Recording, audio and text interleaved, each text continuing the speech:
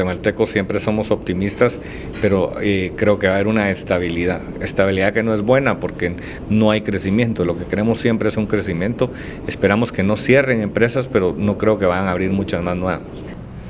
Revisamos a Sin Filtro, la etiqueta de la noche, SF Portuaria. Escuchábamos las declaraciones del presidente CACIF en cuanto a este informe, esta encuesta empresarial que evidencia, entre otras cosas, menos inversión en 2007 y un panorama difícil para el próximo año. Nos habíamos quedado en el bloque anterior discutiendo sobre ese dilema de una lucha en contra de la corrupción, en contra de la impunidad, pero que tampoco detenga procesos y detenga otro tipo de actividades económicas, encontrar ese equilibrio, porque si nos volvemos puristas, creo que incluso a la lucha contra la corrupción le podría ir mal si vemos índices económicos a la baja o negativos.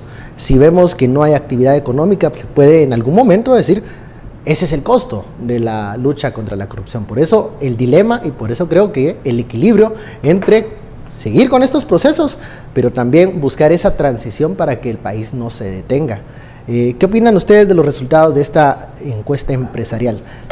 Lo que están percibiendo los empresarios en este momento en Guatemala. Stuart. Bueno, ya hemos visto varias gráficas acá. Sí, hemos visto y hemos estudiado y todas llegan a la misma conclusión. El crédito. Todas las llegan a la misma conclusión, ¿verdad? Que la actividad económica, que nuestro crecimiento económico ha caído, que tenemos, que hay poca confianza en la actividad económica y que el crédito bancario también ha bajado. De hecho, ya explicamos hasta una vez aquí la correlación que había entre el crédito, ¿verdad? Y también la caída de la confianza. Y hay otros indicadores como el de la construcción, hay indicadores como consumo, por ejemplo, de cemento, hay indicadores también como el mismo crédito privado, o sea, digamos a personas, cómo ha bajado. Entonces, solamente están confirmando algo que ya sabemos. Aparte de eso, las calificadoras internacionales también, la calificación que nos han dado ha sido hacia la baja, ¿verdad? Entonces, a este nivel, no escuchar lo que todas las fuentes están diciendo, los números están diciendo, yo creo que no es estar sordo, yo creo que es simplemente no querer escuchar. Y aquí es donde yo regreso que el liderazgo, nosotros pedimos en cierto momento acciones del Ministerio de Finanzas o de Economía o de todo, pero eso necesita un liderazgo y tiene que ser el liderazgo del presidente. Yo no veo en realidad otra cuestión por ahí. El mismo superintendente de Administración Tributaria decía que una de las razones por las cuales se cayó la recaudación este año es precisamente por el impasse en el que está la minera San Rafael. Eso es, él mismo no solo lo dijo, sino lo publicó, ¿verdad? Además también de un fortalecimiento del quetzal, ¿verdad? Todo va, digamos, es la suma, ¿verdad? La suma de los males sería en este caso, que te da un resultado entonces que debe ser, que nos debe llamar la atención, que nos debe decir: vamos a parar esto, ¿qué es lo que tenemos que hacer? Tenemos que hacerlo rápido. Y algunos signos esperanzadores, ¿verdad? Por ejemplo, apertura del comercio, por ejemplo, con Honduras, ¿verdad? La frontera más rápida, más expedita entre Guatemala y Honduras, y hacerlo también con El Salvador, tener ese triángulo real, ¿verdad? El triángulo norte. Apertura positiva, que la ley mercantil que entra en vigencia ahorita en enero baja la cantidad de capital necesario para hacer una empresa, y también el número de digamos, ya se puede hacer en internet, pues ya no tengo que ir a hacer la gran cola ni nada. O sea, ya esas bajas, esas noticias, aunque sean pequeñas, son positivas para el cambio, no suficientes, pero son positivas, ¿ya? Pero las grandotas, cómo nos ven en otro, de hecho era una gran noticia y eso se fue publicado, 4 bancos que iban a venir a Guatemala, que simplemente suspendieron su venida a Guatemala y no vienen a Guatemala. Y el gran debate aquí es ¿por qué está pasando esto? ¿Y dónde están las causas? ¿Por qué no están invirtiendo? ¿Por qué no hay confianza? Porque otras cifras que son difícilmente discutibles es que Estados Unidos está volando económicamente. Así es. Entonces lo normal es que, digamos, Guatemala acompañe la estela de Estados Unidos, pero ¿por qué no está pasando eso?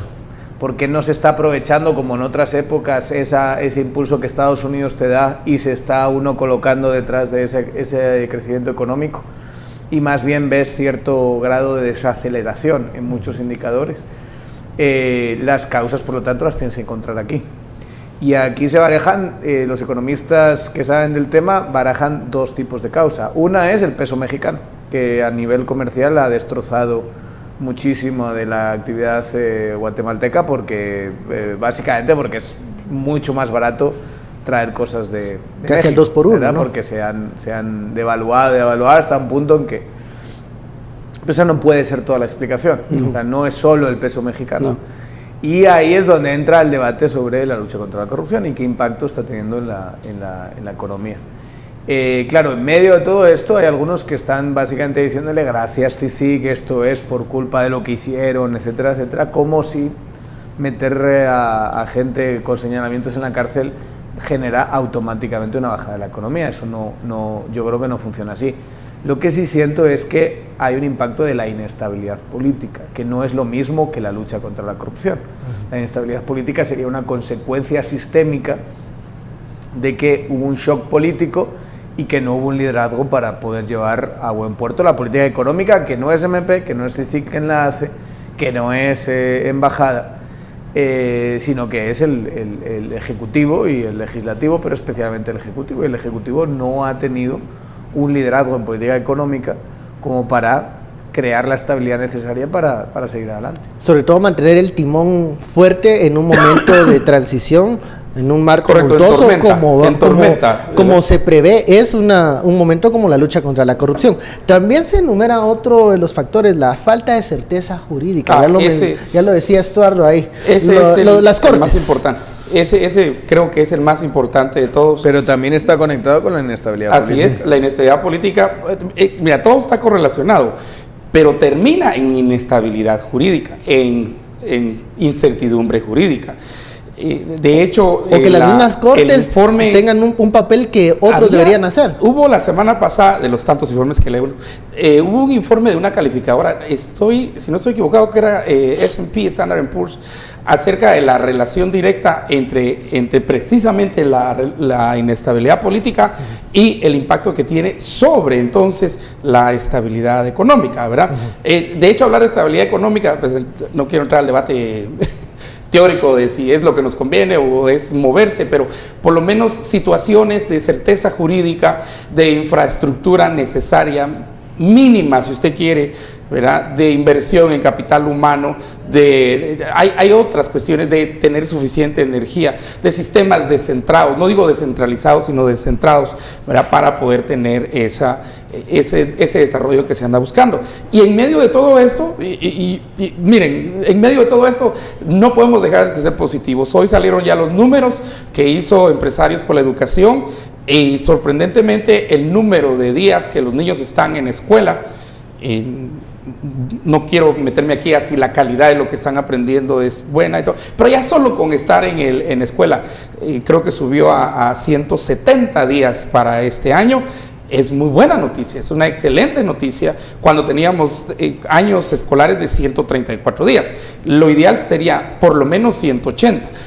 Nos fuimos de 140 a 160, ahora llegamos a 170. Esa es una buena noticia, esa no es una mala noticia. De hecho, mañana tenemos un diálogo precisamente con los encargados de este estudio magnífico acerca de la educación. ¿Por qué? Porque al final lo más importante es también esa inversión en capital humano. Eso, ¿cómo nos va a pegar, por ejemplo, el debate que teníamos con Felipe recientemente, en la aprobación o no aprobación, por ejemplo, del presupuesto 2018? ¿Cómo se va a adaptar eso? Que se van a dar y cómo se va a adaptar, eran procesos que ya van en camino y el financiamiento que necesitan. Pero regresemos a la certeza jurídica o incertidumbre jurídica.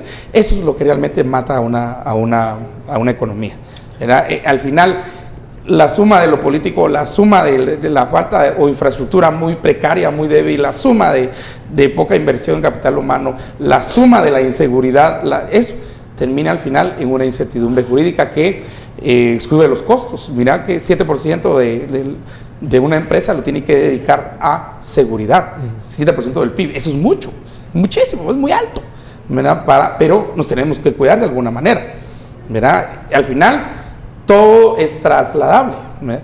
Y sí, lo del peso, lo he escuchado, dice que el peso se devaluó. E inverso, el quetzal se revaluó, el quetzal se fortaleció, que es otra de las razones que da precisamente el superintendente de Administración Tributaria para decir la recaudación cae porque tenemos un quetzal fuerte, ¿verdad? Pero entonces lo inverso, ¿qué? Nos vamos a poner a competir con quién devalúa más rápido y quién devalúa. Bueno, hay mucha discusión sobre el tema de evaluación encima de la mesa, ¿verdad? Sí. Porque hay algunos economistas que, además, a la luz del tema de los datos del IPC, están diciendo que se está haciendo una mala política macroeconómica porque hay mala información. El Banco de Guatemala está en una postura diciendo no hay solidez en la afirmación de que el IPC esté fundamentalmente mal calculado y que haya que corregirlo tremendamente, y en ese debate está encima de la mesa. O sea, el debate de evaluación está encima de la mesa, ¿eh? No es ninguna, digamos, suicidio ni nada parecido. O sea, quizá a lo mejor sí sea una buena política macroeconómica de evaluar para poder ser un poquito más competitivos. Bueno, vamos a la segunda pausa de la noche, la etiqueta SF portuaria. Al regresar hablaremos sobre la famosa lista de la OFAC. ¿De qué se trata esto? Se lo vamos a contar al regresar.